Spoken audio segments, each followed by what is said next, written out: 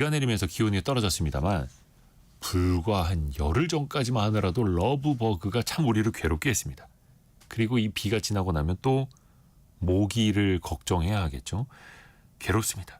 근데 그래도 요즘에는 뭐 그 스프레이도 잘 나오고 있고 모기 기피제도 잘 나오고 있는데 조선시대 우리 선조들은 과연 곤충들을 어떻게 이겨냈을까요? 해충도 분명히 있었을 텐데 거기에다가 곤충뿐만 아니라 호랑이 같은 무서운 동물들도 실제로 사람을 물어갔다고 하지 않습니까? 우리 조상들은 어떻게 어울려 살아왔는지 이야기 들어보시죠. 역사 커뮤니케이터 이한 작가와 함께합니다. 안녕하세요. 안녕하세요. 작가님도 뭐 당연히 모기를 좋아하진 않으실 거고 예. 좀 모기 많이 싫어요. 물리는 체질이세요? 어떠세요? 저는 상대적으로 덜 물리는 편입니다. 아, 부럽네요. 예. 저는 저만 물던데. 애도를 표합니다. 그래요. 이게 모기 같은 경우에는 조선시대에 어떻게 피할 방법이 있었을까? 조선시대도 정말 귀찮은 존재일 수밖에 없었잖아요. 모기. 그렇습니다. 그 당나라 때 시인인 한유가 모기를 싫어해서 지은 시가 남아 있습니다. 시인이 예. 당나라 때요. 당나라 때. 그러니까 우리나라 삼국시대 때. 아침에는 파리를 쫓아도 소용이 없고 저녁에는 모기를 몰아낼 수도 없네. 파리와 모기가 세상에 가득하니 어떻게 모조리 때려잡을 수 있겠는가. 그리고 그 다음 내용은 두고 보자. 가을만 되면 니들 다 죽었다 입니다. 어차피 가을 되면 떠나는 모기들이니까. 예. 그리고 정말 모기를 싫어했던 사람 중에 그 원탑이 있으면 역시 이번에도 다산 정혜궁입니다. 이 사람은 아예 미운 모기 증문이라는 시까지 지었습니다. 이 시를 보면은 정말 그 모기에 대한 원한이 한 줄 한 줄 꽉 차 있어요. 모기에 대한 원한까지 가요? 네, 그 내용을 간단히 줄이자면 네. 나는 호랑이가 있어도 뱀이 있어도 잠을 잘 잘 수 있다. 근데 웽 하는 소리만 나면 무서워서 벌벌 떤다. 그래서 이제 이불을 이마만 내놓고 덮고 있으면은 아우 더워. 모기들이 마구 물어뜯어서 여기 이마가 부처님 머리처럼 울퉁불퉁해진다. 아니 그리고 피만 빨면 되지 왜 가렵게 만드냐. 그래서 뺨을 쳐도 이미 모기는 도망가 버리고 그렇죠. 다리를 쳐도 이미 도망가 버리고 너희들 덕분에 잠을 못 잔다. 니들이 대체 뭐길래 이렇게 피를 먹냐라고 아주 긴 시를 썼습니다. 지금 사람들이 느끼는 거랑 똑같네요. 그렇죠. 그러니까 피 내주는 건 그렇다 쳐. 얼마 뽑아먹지도 않으니까 그쵸. 왜 괴롭게 만들고 가렵게 만들고 특히 이제 귀 주변으로 웽웽 예. 소리 잠잘 때. 예, 아 괴롭죠. 간담이 서늘해지는. 그래서 증문. 예, 그러니까 모기를 증오하는 시까지 적은 거예요. 그렇습니다. 정약용 선생이. 예. 심지어 견문 발검이라는 그런 사자성어도 있는데요. 견문 발검. 예, 모기를 보고 칼을 뽑는다고 해서 지나치게 행동한다는 뜻인데 아, 뒤집어서 말하면은 모기가 얼마나 미우면 칼까지 뽑아들겠습니까? 화나게 한다는 거죠. 예, 이성을 잃게 만든다. 네, 모기가. 그 모기 때문에 사실 잠 설치고 그 다음날 피곤하면은 예, 짜증이 올라옵니다. 그렇습니다. 이 시가 엄청 기네요. 예. 정약용 선생의 시가. 얼마나 미우면 그 정말 그렇게 길게 썼을까 싶습니다. 거의 뭐 A4 용지 한 장을 다 채울 정도인데. 예, 야. 근데 이제 요즘에도 그런 얘기 있거든요. 모기 산에 가서 물리면 이거 오래 간다. 예, 산 모기가 더 세다. 그렇죠. 조선 시대는 진짜 산과 나무가 더 많았으니까 더 심했을까요? 마찬가지입니다. 그 실제로 정혜경도 아까 그 증문의 마지막 부분에는 네. 내가 옛날에 서울 살 때는 모기가 이렇게 심하지 않았는데 귀양 와서 보니까 모기가 이렇게 힘들게 한다. 그런 내용도 있고 조선 초의 권신인 권근도 이 당시 판교에 갔더니 그 서울에 있는 모기보다 더 세게 문다. 지금 그런 판교 이야기가 있습니다. 지역이요? 예, 예. 그러니까 경기도 지역이죠. 그러니까 경기로서는 꽤 먼 지역인데 그리고 아니, 조선 시대에도 한양에 있을 때보다. 예, 시골에 있을 때가 더 심하는 거죠. 그래요. 심지어 고려 때의 그 사람인 이규보도 네. 자기가 기왕 와 보니까 모기가 더 심하게 문다. 그런 얘기까지 있어서 아마 공통적으로 시골 모기가 더 억센 것 같습니다. 당시 뭐 한양이 도시라고 하기는 좀 뭐했습니다만 어찌됐든 간에 예. 산 많고 나무 많은 지역에 모기가 더 셌다. 이거는 조선 시대에도 기록으로 남아있다. 아무래도 그런 것 같습니다. 먹을 게 없어서 더 모기들이 필사적이었던 게 아닌가 싶기도 하고요. 섬모기에 대한 기록도 있어요. 예. 그 어부사시사를 지은 것으로 유명한 윤선두 선생님이 쓴 건데 네. 어부사시사에 사실 모기 얘기가 있습니다. 모래 위에 그물 널고 그늘 밑에 누워 쉬자. 배 메어라 배 메어라. 모기를 밉다 하랴. 쉬파리에 비하면 어떠한고. 지국총 지국총 어서와. 이분 지국총 어사와는 무슨 뜻이에요? 이게 바로 그 당시 그 어부들이 했던 후렴구를 후렴구? 했다는 거거든요. 저는 또 이제 모기한테 총을 쏜다는 건데 그거는 아니겠고. 그건 아니고요. 근데- 이분이 오늘 한 시를 잘 지어서요. 섬에서도 모기 때문에 괴로워했던 그 기록들이 그렇죠. 조선시대에는 다 남아있다. 근데 모기는 요즘에 그 모기향도 그렇죠. 있고 기피제도 몸에 뿌리는 거 있지 않습니까? 예. 그런 것도 있고 아예 그냥 죽이는 살충제도 있고. 조선시대는 어떻게 모기를 대체했을까요? 조선시대 이 산림 경제나 그런 거를 보면은요. 네. 사실 그 정확하게 모기를 없앨 수 있는 약재가 있다기보다는 약간 미신에 가까웠습니다. 한자를 쓰면 모기가 물러간다. 그 여름에 네. 부채질하면 뭐 모기가 없어진다. 그다음에 뱅장어 껍질을 태우면 모기가 이제 좀 없어진다. 그런 식의 믿음이 있었습니다. 뱀장어 껍질을 구하기도 힘들었을 텐데. 예. 가장 신기한 주술은요. 그 두꺼비에다가 그 붉은 실을 맨 다음에 입에다 먹을 한 조각 넣고 두면은 이 두꺼비가 모든 모기를 빨아먹는다라는 그런 신기한 주술도 있었습니다. 그러니까 주술, 예. 미신. 예. 그러니까 너무 괴로웠다는 거죠. 그렇죠. 반대로 뒤집어 보면 그렇죠. 이게 주술 쪽으로 한자를 써두면 된다. 그러니까 막 그 모기 때문에 부적도 썼다는 예. 거예요. 그거 거의 뭐 거의 그런 느낌입니다. 그 모기한테 물리면 소금을 바르거나 예. 아니면 봉숭아를 이제 찧어서 그걸 바르면 괜찮다. 그런 이야기도 있습니다. 그거는 어떻게 보면은 민간요법 차원에서 예. 침발라라 뭐 이런 뭐 그런 건 안 써있네. 느낌이죠. 소금 바르면 아프지 않았을까 싶은데요. 따갑고. 예. 조선시대에 그런 거 없나? 그 왜 모기 물린 자리에 이렇게 십자가로 손톱 꾹 누르면 그걸 찾아봤는데 아직 못 찾았습니다. 그런 기록은 없나 모르겠습니다. 그게 가려움이라는 게 아주 약한 통증이라 하더라고요. 예. 그러니까 그 약한 통증을 조금 더 센 통증으로 바꾸는 거죠. 그래서 막 꼬집고 예. 십자가로 꾹꾹 눌러놓고. 조선시대에도 그 임금들도 모기에 물렸을 거 아닙니까? 그렇습니다. 궁에도 모기가 있었을 거고 어떻게 예. 피했을까요? 그 역시 이걸 보면은 이래서 임금 노릇을 한다 싶은 게요. 오, 그 태종이 예. 이 한참 더운 날에 자 얘기를 하는데 시원한데 잠을 자는데 그러니까 바깥에서 잠을 자는 거예요. 그럼 당연히 모기가 있으니까 종을 2사람 시켜서 둘한테 모기를 쫓으라 하고 네. 자기는 편하게 잤다. 그런 이야기가 나와요. 뭐 부채 같은 걸로 계속 모기 쫓으라고 하고요. 예, 그 약간 그런 식으로 그러니까 이렇게 막 손으로 휘젓거나 그래서 모기를 내쫓게 하고 임금님 편하게 자는. 내 몸에 모기가 붙지 않게 예, 너희가 단속을 해라. 네. 거의 뭐 모기 호위병 역할 해주는 거네요. 그렇죠. 모기로부터. 그래서 2사람씩이나 동원하시는데 이것이 바로 권력이구나라고 싶을 정도입니다. 박영은님이 모기는 가벼워서 바람에 날아간다고 선풍기가 최고로 알려주셨는데 그런 식으로 임금님은 신하들을 시켜서 예, 예, 모기를 날려버려라 예. 이렇게 했을 테고요. 참고로 10시 10분 기준으로도 호우경보가 추가로 발효된 지역이 있습니다. 광주, 전남, 그러니까 전남 나주 그리고 전남 담양 지역에 호우경보가 추가로 발효돼 있다는 것도 한 번 더 알려드립니다.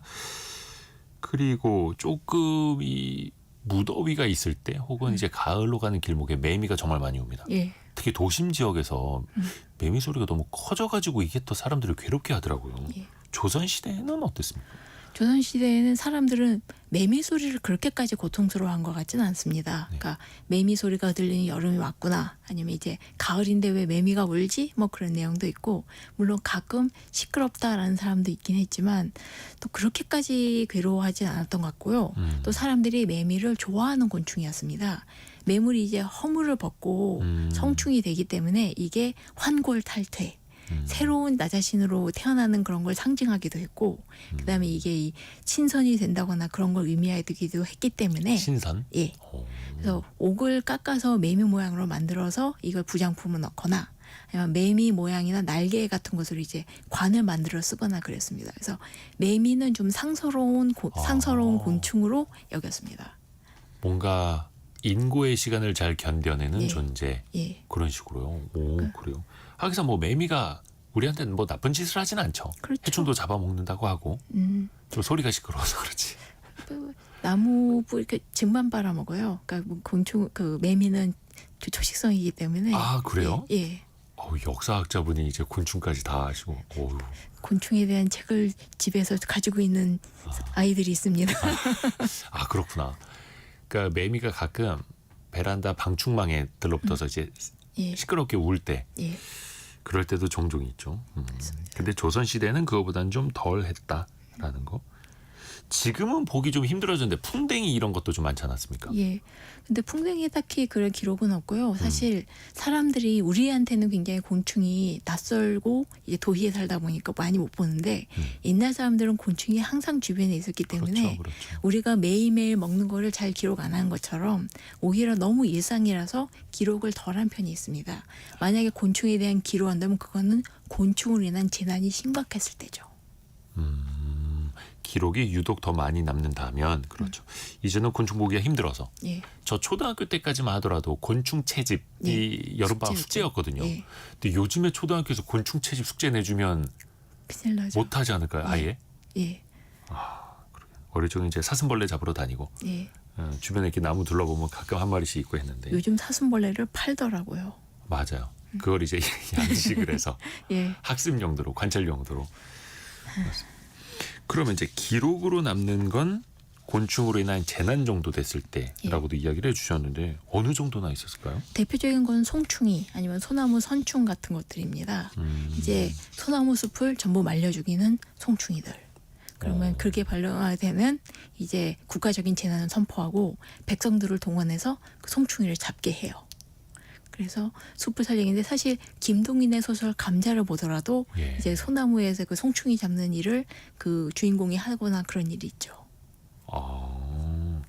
하기사 조선 시대에도 막 소나무가 말라 죽어간다라고 하면은 예. 이거는 이제 재난 예. 쪽에 이제 특히 속하는 거겠죠. 왕릉 주변에 있는 소나무가 말라 죽으면 이게 또 큰일이었습니다. 아하. 근데 그 원인은 정확히 그러면 조선 시대 사람들이 파악을 했던 걸까요? 그런 건 아니었던 것 같습니다. 왜냐하면 곤충이 갑자기 번성하거나 줄어드는 것은 예측이 지금까지도 힘들거든요. 특히 메뚜기들 같은 경우에는. 그렇기 때문에 그냥 갑자기 늘었을 때 거기에 대해 대처, 사람이 손으로 잡는다거나 그런 식으로 대처하는 정도였습니다. 러브버그라는 것도 우리가 지금에 와서 그렇죠. 보기 시작한 건 몇 년 안 됐습니다. 예, 예. 이 아까 저기 박미영님이 조선 시대에는 바퀴벌레가 있었을까요? 혹시 기록에 있나요? 바퀴벌레 기록? 바퀴벌레는 사실 독일 바퀴벌레라는 이름이 있을 정도로 그렇게 수입이 되지는 않았던 것 같고 제가 알기로는 외래종이었던 거 알고 있는데 막 이름이 독일 바퀴벌레이지 실제로는 독일에서 온 건 아닙니다. 다들 바퀴를 싫어하기 때문에 딴 나라 이름 붙이거든요. 자생종이 아니다. 예. 해외에서 들어온 거다. 너무 싫어하는 마음에. 예. 그래요. 각국이 다 다른 나라 이름을 붙입니다. 그래요. 예. 권예솔님이 메뚜기로 인한 재해도 있을 것 같아요라고 보내주셨는데 혹시 그런 기록이 있나요?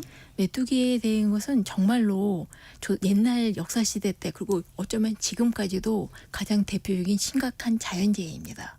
메뚜기들이 갑자기 이상 번식을 해가지고 굉장히 많은 메뚜기들이 떼를 이루면서 다니거든요. 특히 미국이나 뭐 예. 남미나 이런 지역에 한번 뉴스 나오는 거 보면 예. 메뚜기 떼가 거의 뭐 구름만큼처럼 이렇게 다니더라고요. 하늘을 뒤덮을 정도로 그래서 하늘이 어둑어둑해질 정도로 심각한데요. 예. 이래서 이게 그 성서 같은 데서도 이제 나오는 재해이고 우리나라에서도 있었고요. 그다음에 중국에서도 이제 펄벅의 돼지 그런 걸 보아도 메뚜기 떼들이 갑자기 창궐해서 그 들판을 뒤덮으면 그 있는 모든 걸 다 뜯어먹었고 그게 조선시대 때도 있었습니다.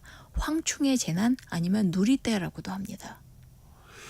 조선 시대에도 이 메뚜기 떼 때문에 예, 피해가 있었다는 거예요. 그렇습니다. 그러니까 곡식도 피해가 있죠. 예, 거의 그때 메뚜기 떼 습격받은 사람들 이제 그 기록 같은 걸 보면은 그냥 풀이나 아무 잎사귀도 남지 않게 나무고 뭐고 다 뜯어먹고 심지어 사람 옷까지도 먹었다고. 와. 그렇습니다. 그래서 메뚜기들이 심지어 그게 너무 이상 방식이면 자기들끼리 잡아먹기도 해요. 끔찍하게도. 예? 예. 메뚜기끼리요? 예. 그러니까 먹을 게 없으니까 그래서 한번 메뚜기 때가 지나가면 그 가을도 봄 같다라는 이야기가 있거든요. 가을이 봄 같다. 왜냐하면은 워낙 봄은 춘궁기지 않습니까? 예. 가을은 워낙 곡식이 많아서 먹을 게 많아야 되는데 메뚜기들이 다 먹어버리니까 남지가 않는 거예요.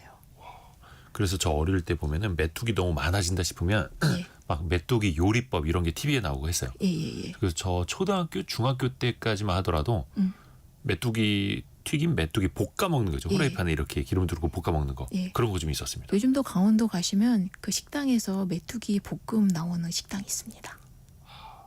맛있는데 예, 드셔보셨어요? 식당에서 저희 아버지께서 해주신 적이 있어요.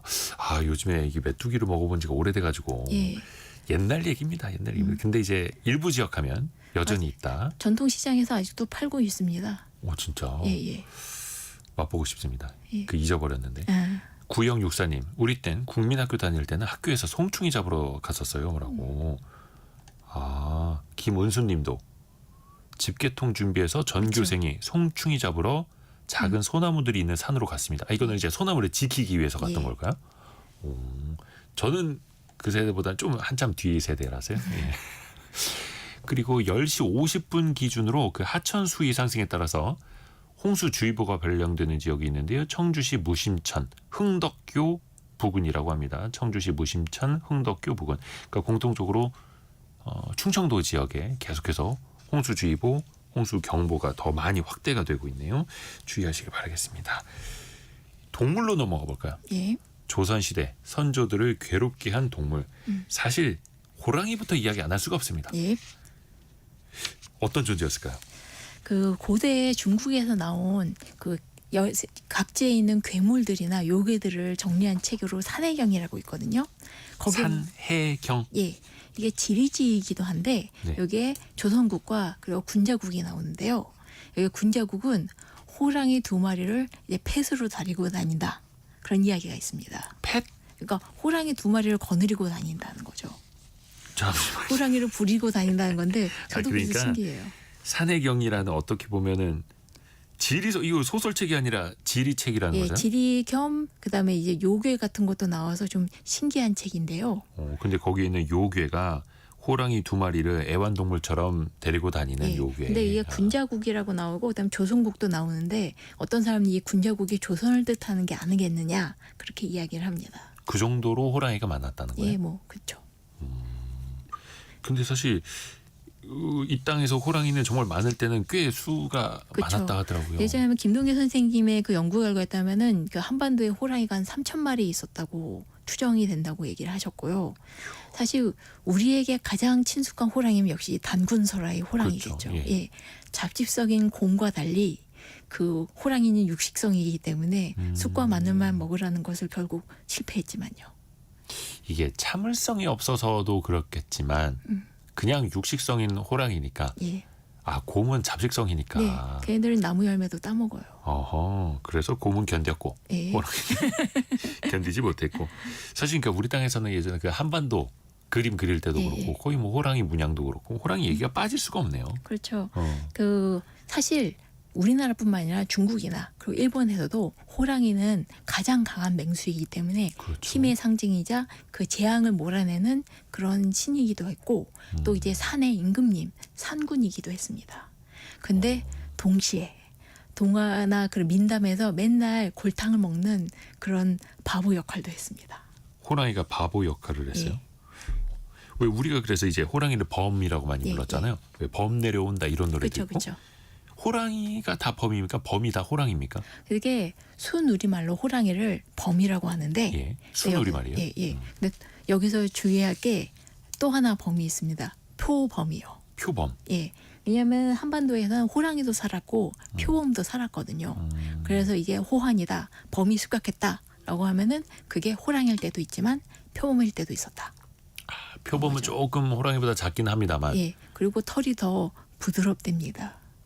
만져보면 예. 만져봐서 그러니까 모르겠습니다. 저도 얘기 보니까 호랑이 가죽은 이제 털이 뻣뻣해서 좀 불편한데 표범 가죽은 부드러워서 그게 더 쓸모가 많았는데 그 사람들이 뭐 때문에 호랑이 가죽을 더 선호했다고. 표범 무늬도 멋있는데. 그렇죠. 동그란 무늬 예쁘게. 근데 표범도 조선시대에 많이 있었다. 네. 그래서 범이라고 하면은 거기에는 표범도 포함이 예. 되는 거다. 네, 그렇게 강력했던 맹수가 지금은 다 멸종했으니 좀 슬프죠. 근데 아까 이야기해 주셨던 호환. 예. 이거 옛날에 비디오 테이프 좀 보시던 시절에는 항상 그 앞부분에 캠페인이 있었습니다. 예. 호환 마마 전쟁이 예전엔 가장 무서운 적이었으나 예, 기억합니다. 19금 이런 거 조심하라는 거였죠. 호환 그게 호랑이로 인한 뭐 재난 같은 거였던 거예요. 그렇습니다. 사람 물어가거나 다치게 하는 거. 사실 호랑이는 더 말할 필요가 없을 정도로 그 생물 피라미드에서 거의 두 번째에 달하는 맹수였고요.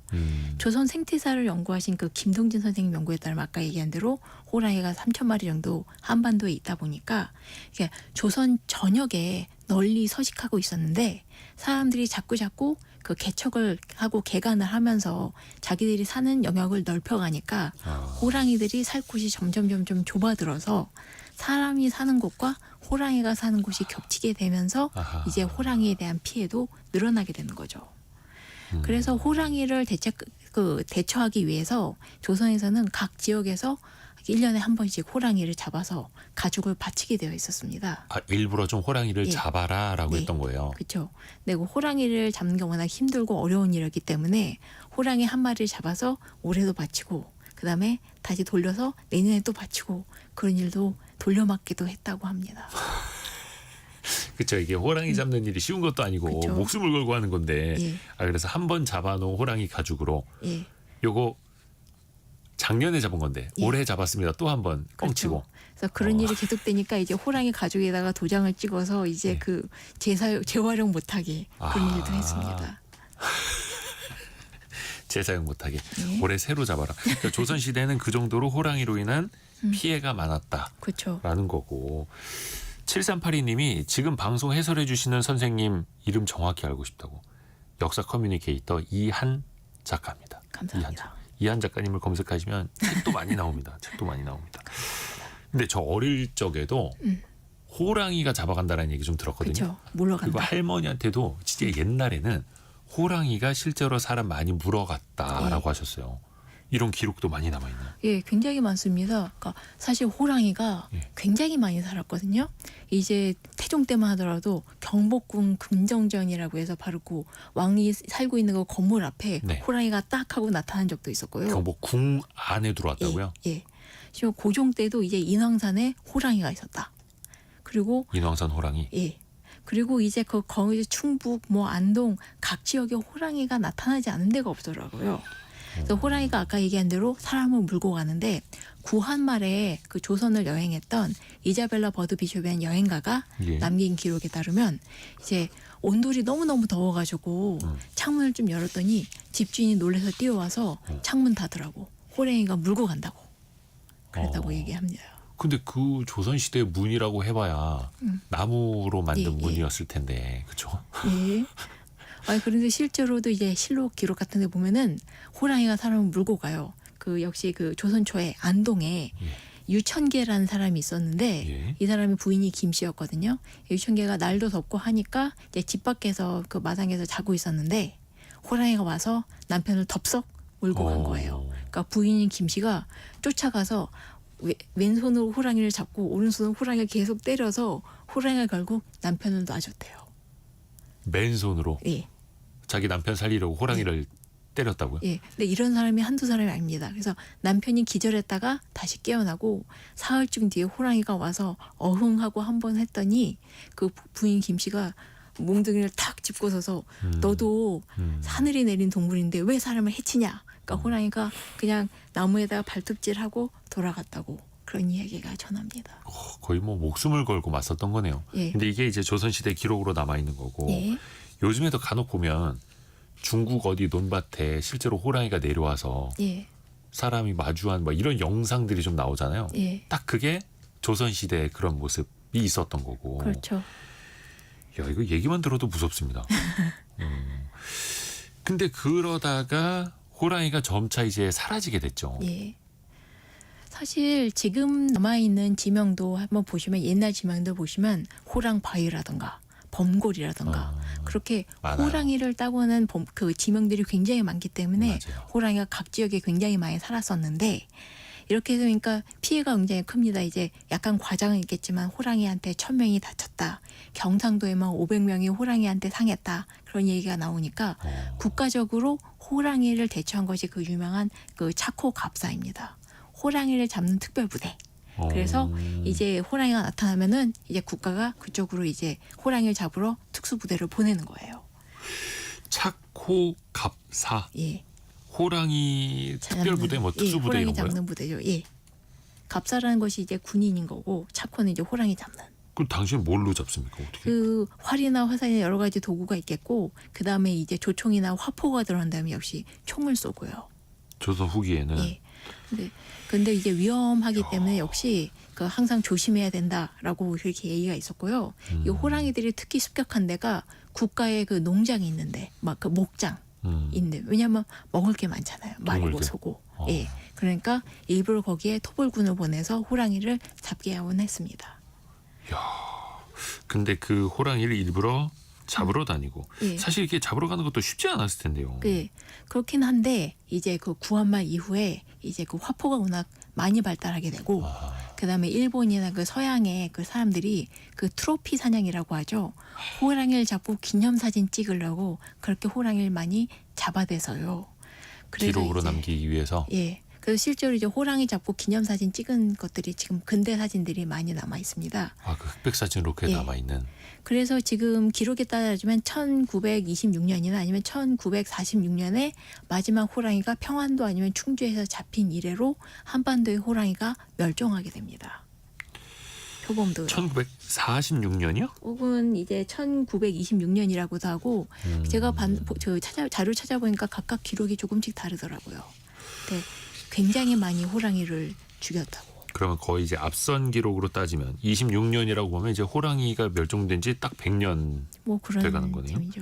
46년이 마지막이었다라는 기록도 있는 예. 거고.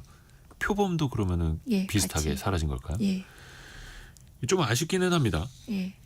그 사람이 역시 잘못은 하긴 했는데 예. 그래도 맹수니까 혹시라도 동물에서 탈출하면 부디 조심하시길 아이고. 바랍니다.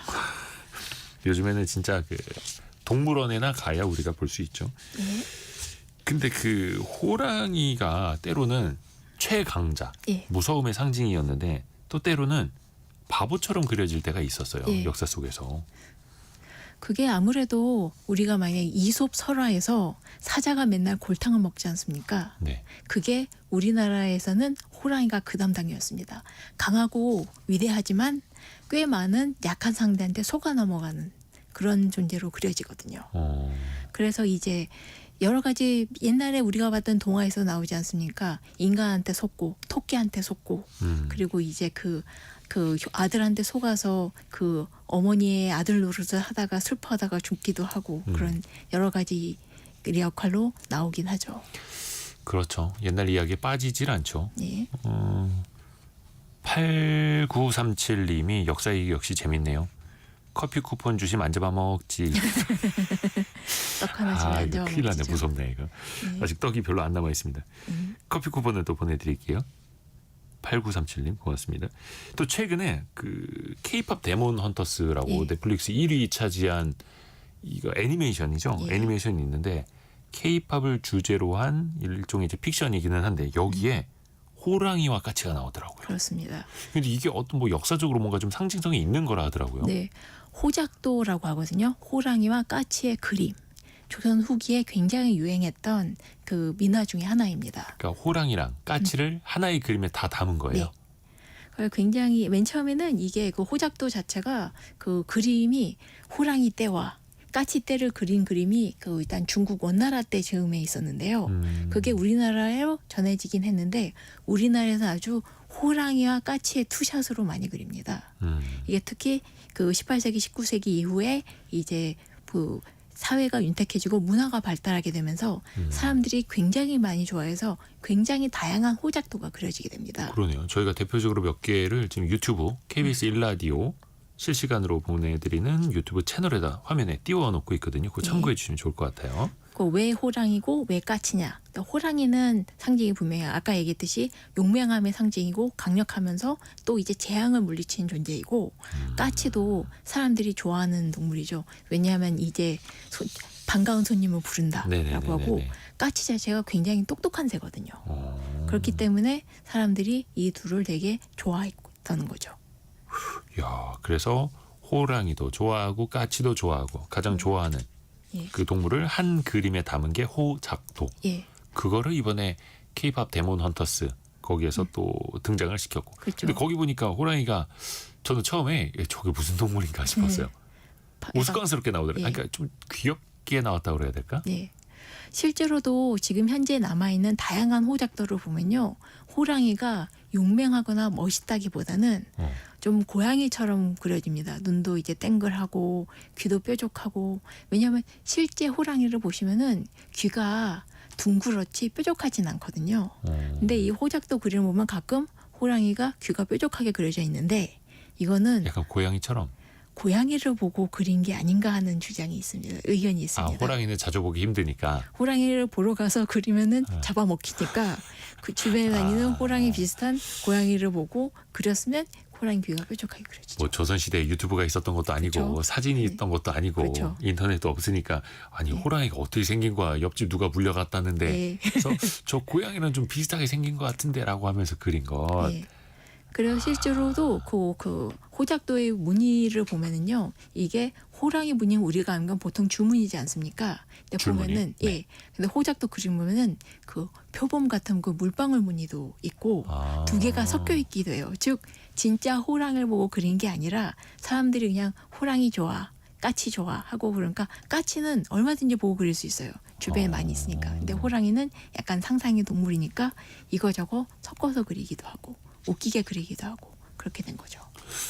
그러네요. 아, 진짜 이게 옛날 사람들이 머릿속에서 아니면 얘기만 듣고 상상까지 더해져서 그린 그림이라는 게 확 와닿기도 하네요. 또 재미나기도 해요. 예, 친근하기도 하고. 그 옆에 또 까치까지 같이 있으니까 그쵸. 더 반가운 모습. 근데 까치는 똑같이 그냥 그렸네요. 자주 봐서 그런가 보네요. 그렇죠. 까치는 아무래도 흔한 동물이고요. 까치는 그 여러 가지 설화에서 은혜 갚은 까치라든가 그런 이야기도 그냥 꿩하고도 되지만 이제 사람 은혜를 갚기 위해서 스스로 종이다 머리를 받아서 희생하는 그런 의리 깊은 까치 동물로도 그려지고요. 그다음에 까치전이라는 소설도 있는데 이거는 이 억울한 일을 당한 까치가 남편을 위해 부인이 이제 복수를 하고 정의를 실현하는 그런 내용입니다. 그래서 사실 까치는 농사 짓는 특히 과일 농사 짓는 분들에게는 원한이 깊은 동물이지만 그렇죠. 굉장히 똑똑해요. 그래서 자기들끼리 이제 팀을 이뤄서 맹금류를 쫓아내기도 할 정도로 똑똑하거든요. 네. 그러니까 그 정병삼 교수님 같은 경우에는 이 호작도의 호랑이는 양반 권세는 있지만 어리석은 존재 그리고 놀림받는 존재이고 까치는 힘은 약하지만 똑똑한 서민들을 상징한다. 그렇게 보시기도 합니다. 그래서 까치랑 호랑이를 같이 그린 것 아니냐. 예, 그런 이야기죠. 오, 이렇게도 볼 수 있겠네요. 예. 근데 우선 귀엽잖아요. 호랑이도 까치도. 그렇죠. 그래서 사람들이 더 그 호작도를 좋아하고 그림을 많이 그렸고 그게 이 시대에 다시 생명을 얻게 된 게 아닌가 그렇게 생각이 듭니다. 그러니까 이제는 동물원에만 있고 역사 속에 추억 속에만 있는 호랑이이기는 한데 그래서 조금 더 정이 더 많이 가는 걸 수도 있어요. 예, 그리운 마음에. 이정아님은 호랑이 가죽을 쓰려고 호랑이를 붙잡았다는 말도 들은 적이 있어요. 이렇게 보내주셨고 조선시대에는 가죽 엄청 비쌌겠네요. 호랑이 그렇죠. 가죽. 어마어마하죠. 근데 호랑이 가죽이 쓸 데가 꽤 많습니다. 그 쓸 데가 많다고요? 이번에 그 얘기한 대로 이제 그 가마 같은 거 그리고 이제 높은 관리들이 타는 초원 같은 걸 탈 때 안전자리에 이제 호랑이 가죽을 깔아놓은 그런 의자에? 것도 있고요. 예. 그러니까 의자 시트 커버 느낌으로. 네, 네. 오. 그러니까 얘기했듯이 뻣뻣하고 재미있지만 그 폼을 위해서 그러니까 아까도 부드럽진 않다라고 예. 하셨는데 그리고 그 마찬 시트 커버가 호랑이 가죽이야. 예. 와 이거 뭐 아주 끝내주죠. 그리고 또 이제 처음 결혼하는 새색시 가마 위에 호랑이 가죽을 얹어놓기도 하는데 왜냐하면 이게 호랑이가 나쁜 것을 쫓아내는 벽사의 의미가 있기 때문에 신부가 앞날이 행복하길 바라면서 호랑이 가죽을 씌워놓기도 했습니다. 그러니까 그 새색시 꽃가마에다가 예, 호랑이 가죽을 지붕에다가요? 예, 예. 그거 좀 무섭지 않았을까? 근데 무서워 보이지 그렇다 하더라도 결혼하는 그 부인 그한테 악귀라든가 그런 나쁜 것이 삿된 것들이 가까이 오지 못하게 하는 게 더 중요했겠죠. 그래요. 박경혜님이 부산에도 범내골이라는 지명이 있어요. 그러니까 네. 범자 들어간 지명 정말 많네요. 생각해 보니까. 그렇습니다. 특히 뭔가 언덕이 있었던 예, 예, 산지가 있었던 지역들 그렇죠. 특히 그랬던 것 같고. 호랑바위도 많고요. 6112님 호랑이와 호랭이의 차이는 무엇인가요? 사투리입니다. 요거는 애프터 서비스 시간에 학교와 학교의 차이 이런 거 아닙니까? 그렇습니다. 예, 다녀오고 댕겨오는 그런 차이. 네. 오늘 재밌었습니다. 역사 속에서 우리의 호랑이가 또 어떻게 그려졌는지 재밌게 들었습니다. 역사 커뮤니케이터 이한 작가 함께했습니다. 고맙습니다. 감사합니다.